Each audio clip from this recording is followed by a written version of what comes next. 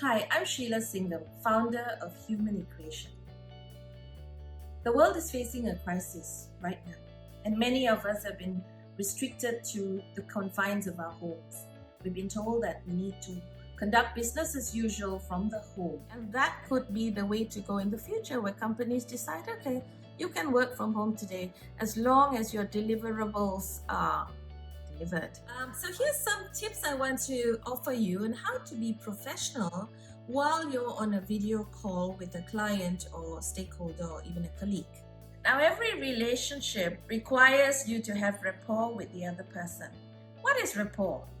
Rapport is like a deep connection you have with some other person, that almost magical quality that allows you to connect with them and be able to influence them and them to influence you to come to a common consensus and agreement on things.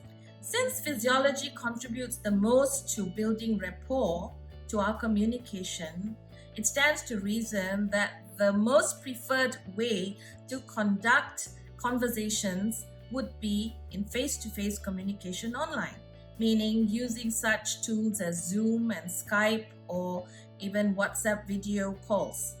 So this is the best way to communicate because you can match and mirror their physiology. What is matching and mirroring? It's actually to pace them, to emulate their physiology without copying them, without seeing to mimic them, right? So if let's say the other party is using their hands like this, gesticulating when they're talking, and you're listening, you don't want to be doing this when you're listening because that would look really silly, wouldn't it? But what you would do is when it's your turn to speak, you also might want to use similar hand movements, or if they have a pen in hand or a mouse in their hand, you might want to have something in your hand as well so that it looks like you are similar in your physiology. And that's what we call matching and mirroring. Dress well. Even if you're going to do smart casual, make sure that you look reasonably professional. The thing is, you want to look professional as if you're still working and not like you're just hanging out at home.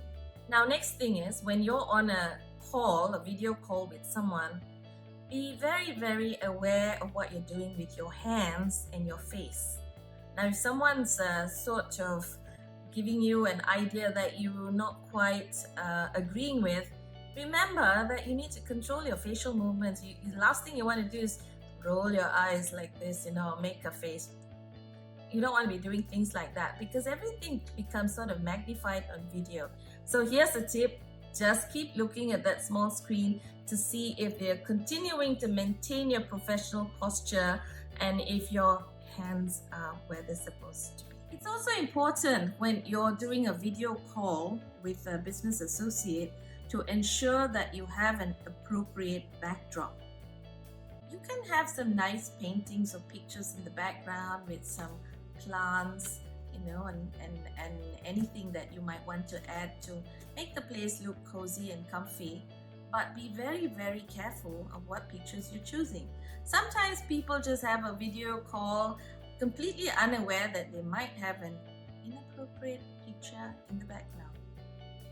And you don't want to have a mirror in the background so that everybody who's passing by in front of you will be reflected in that mirror. You are working from home after all, and while you need to respect other people's privacy, you can't be asking everyone, hey, stop walking here, and if they urgently have to go to the bathroom, then what?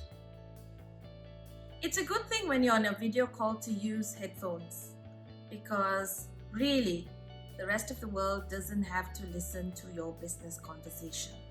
And sometimes you might be talking about things that are P&C, and it can be very annoying to other people to be listening to someone else's conversation. Before your meeting, your scheduled meeting, make sure you have everything that you need on hand. If there are documents you need or books or anything, make sure they're easily reachable. It's really, really annoying for the other party if you have to get up and go and get stuff here and there during the meeting. You don't want to do that and break rapport with the person you're talking to, do you?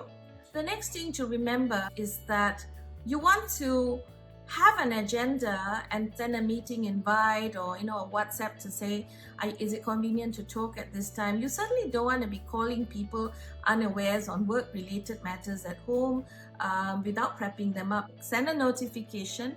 If there are presentation decks or documents or anything for the other person to be having to review or that are under discussion, send them earlier, upload them onto a shared folder so that they can actually have a look at it before the meeting and be prepared, and that you can even look at it during the meeting or make any changes. Also ensure that you have pen and paper at hand to make notes. Note down keywords and phrases that they're using. Now, what's the reason for that? Keep on listening and I'll tell you later. I hope this has been useful to you. Just sharing some of the tips that I have applied over the years and that I have advocated that my business associates apply. Happy working from home. Stay home. Stay safe. This is Sheila Singam, founder of Human Equation, signing out.